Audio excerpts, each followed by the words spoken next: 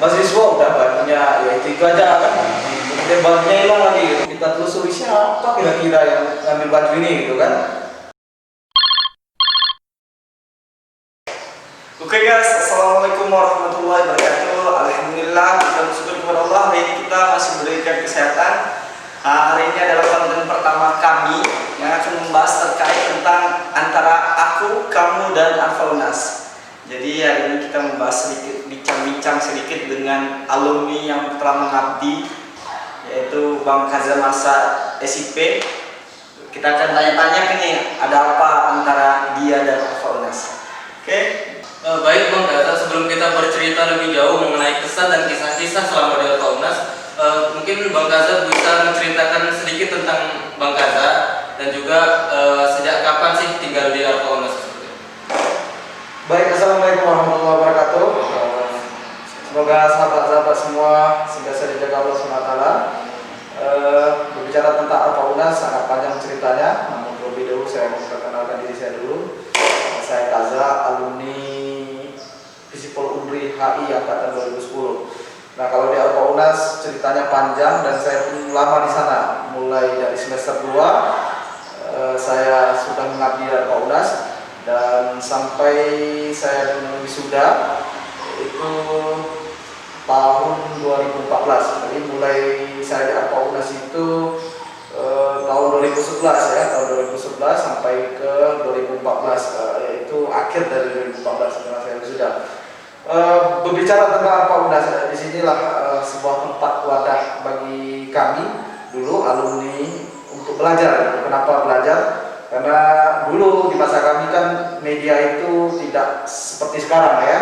Sekarang sudah banyak konten, kemudian sudah mudah mengakses media, dan anak-anak muda sekarang mudah-mudahan bisa bijak menggunakan media sebagai sarana untuk belajar. Kalau kami dulu tidak ada.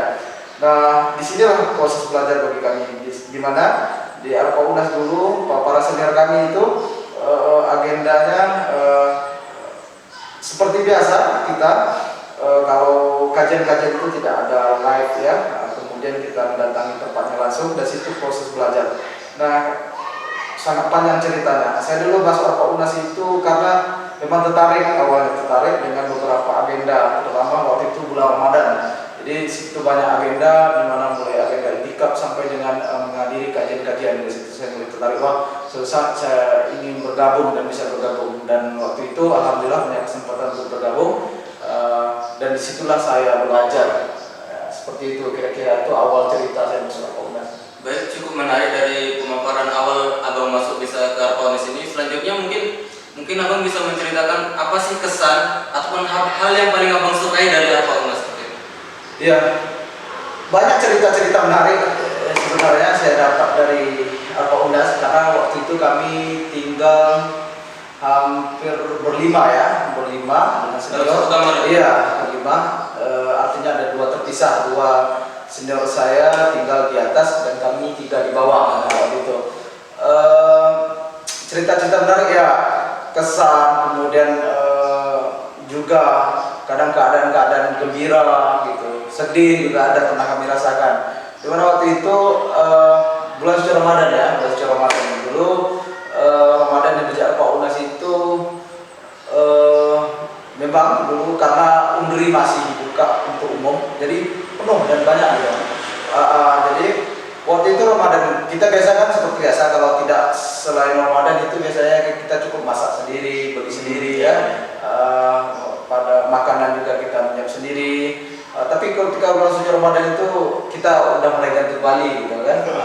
Jadi banyak makanan luar biasa gitu. Kadang ada ibu-ibu juga pegawai Unri yang sedekah kita, kemudian mengasihi kita. Luar biasa, hidupnya luar biasa. Jadi disitulah kita mulai merasakan berkahnya tinggal di masjid itu. Bukan itu saja gitu. Banyak orang-orang yang mungkin dosen Unri dari luar gitu kan, ketika kita tinggal di sini dia menanya gitu, "Dek, tinggal di sini ya?" Karena ada yang ngasih kita uang gitu untuk sebagai jajannya gitu. Nah, waktu itu kita pernah juga mengalami kabar-kabar sedih gitu, dimana memang berlima ini kadang kita kan dari berbagai daerah nih jadi satu ya, ada dari Sumba, dari Meranti, dari Kuansing, dari berbagai-bagai. Nah, memang kadang keuangan mahasiswa kan gitu ya, di BCN kalau akhir bulan itu sering kita lebih banyak kejayaan lah dipersiapkan itu stoknya Indomie gitu kan. Nah waktu itu memang sama sekali kita memang tidak ada uang semuanya gitu. Jadi apa yang kita makan? Alhamdulillah masih ada tanaman kangkung di belakang. Nah itulah saya teringat waktu itu kita hanya makan kangkung sama nasi gitu. Semuanya 45. Ukhuwah Islam. Iya, terasa walaupun kita susah tapi dalam keadaan ukhuwahnya luar biasa, tolong menolong. Iya. Berarti dari terlepas dari suka dan duka yang abang jalani, kira-kira abang tetap merasa bangga menjadi bagian dari Arka UNAS?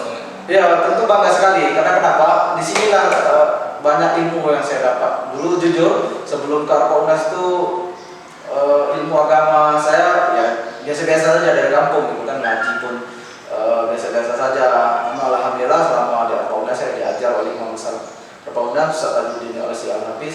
Disitulah saya belajar mengaji, belajar azan, belajar tentang bagaimana mengelola ataupun mendapat manajemen untuk mengelola sebuah masjid agar terlihat hidup suasananya itu seperti itu.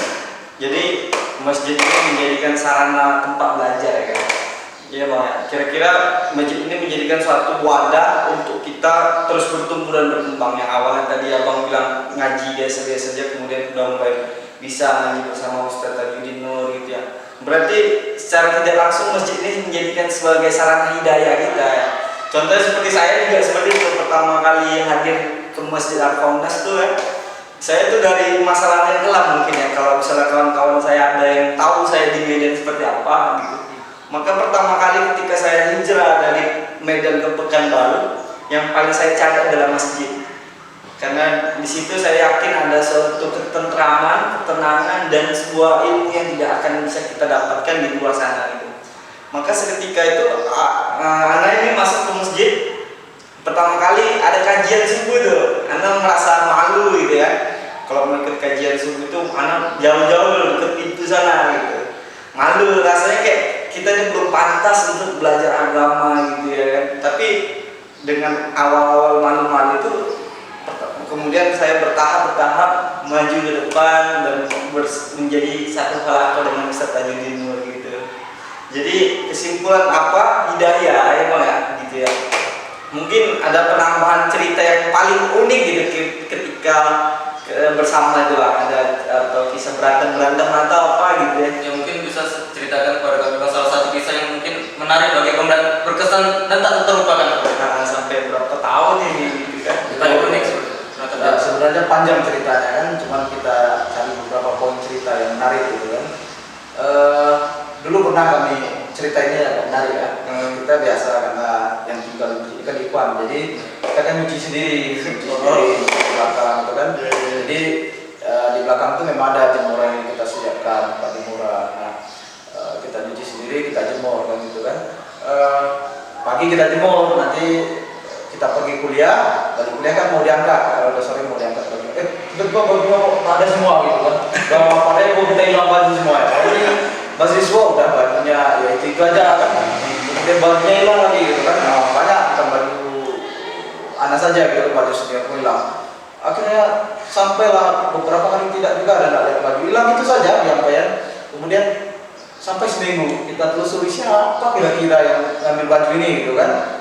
Akhirnya dapat waktu itu memang ada abang-abang dulu di masjid dia rutin, cuman dia memang dalam kondisi tidak normal juga. Akhirnya apa? Kita mulai agak curiga gitu, wah ternyata iya. Suatu saat kita dapat tas yang dibawa itu kan ternyata senior abang mengambil tas itu, kemudian tengok ada baju mereka di situ. Itulah alasannya baju kita sempat hilang ya, biasa lah itu. Juga menarik ya. Biasanya maling itu maling kotak amal ya kan, maling handphone, laptop. Iya. Juga ada maling jemur. Karena di Arka UNAS juga kita ini juga sering kehilangan. Waktu itu pernah juga dapat maling kan, sampai kejar-kejar di depan. Dan itu menjadi upaya kita untuk pengamanan bersama gitu. Maka itu ini Arka UNAS adalah sebuah tempat wadah kita untuk belajar adab, ilmu, segala macam yang bisa kita dapatkan di sini. Maka rugi jika anak-anak kuliah, anak muda yang sudah kuliah udah tidak pernah menginjak kaki ke Arka UNAS gitu kan. Ini kan ilmu.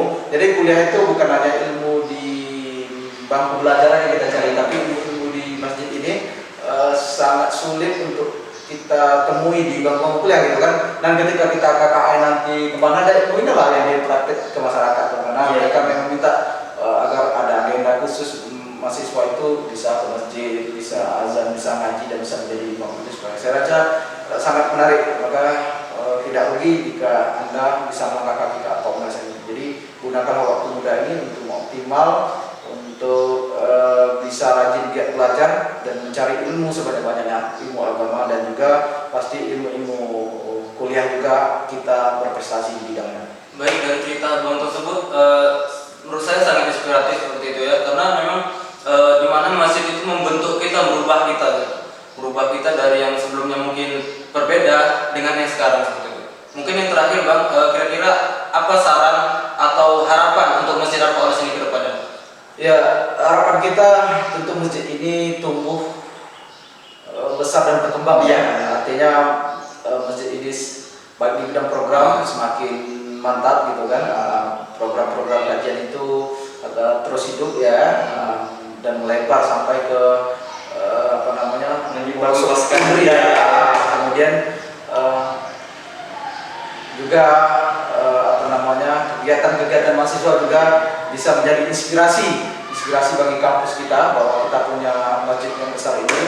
Kemudian kita gunakanlah sebaik mungkin untuk optimal untuk belajar, mencari ilmu, dan juga untuk kita berprestasi, berkreasi ya dari masjid. Maka sekarang itu ada pepatah bilang dari masjid kita berhasil, gitu. Dari masjid kita menjadi orang yang baik. Gitu. Nah, semoga Komnas ini semakin mantap, semakin besar dan semakin bagus programnya, dan tentu program-program ini menjadi percontohan masjid seluruh yang ada di Pekanbaru, dan kita juga menjadi masjid referensi yang baik di bidang kajian, program dan kegiatan sebagainya.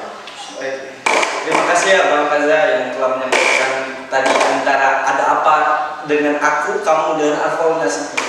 Begitu banyak ya tadi cerita yang sudah kita dengarkan dan kita amati bersama. Ceritanya begitu banyak, mulai dari cerita lucu, kemudian cerita sedih dan dia makan bersama. Itu yang suatu momen yang akan ditemui ya. Pertama, keberkahan dalam makan bersama itu kan kata dalam hadisnya kan makanan satu bisa untuk berdua, makanan dua bisa untuk bertiga. Jadi itu tadi kisah-kisah unik, kisah keberkahan ketika bulan Ramadan. Dan juga kita tahu ya Bang Kaza, dalam sebuah hadisnya itu ada 7 golongan. Ketika di akhir nanti tidak ada naungan selain 7 golongan itu. Itu pertama, yang salah satunya yang 2 dan 3. Yang 2 itu syafun asyafi ibadatillah, adalah orang-orang yang tumbuh bertaat dalam ibadah. Kemudian yang ketiga adalah orang pemuda-pemuda yang hidupnya dalam masjid, yang terus mengabdikan dirinya ke masjid, terus beribadah dan segalanya gitu ya. Mungkin semoga kita yang pernah jadi alumni atau yang sedang berlangsung menjadi pengabdi untuk Al-Faus, semoga sama-sama kita bisa mendapatkan keberkahan gitu. Buat teman-teman pemuda-pemuda, pemudi-pemudi yang kuliah tapi kita ingin berubah bukan secara baik secara dunia tapi baik juga secara akhirat, maka teruslah ikuti program-program yang ada di Al-Faus. Insyaallah semoga ilmu kita berkah. Amin. Karena keberkahan itu yang harus kita cari di dalam dunia. Mungkin itu saja pertemuan bincang-bincang singkat kita hari ini. Semoga apa yang kita bicarakan, yang kita sampaikan, semoga bisa diambil manfaatnya. Mungkin kita tutup. Assalamualaikum warahmatullahi wabarakatuh. سبيل الدموع سبيل مريح تنهد يا صاحي كي تستريح وبث الدعاء الخفي الصريح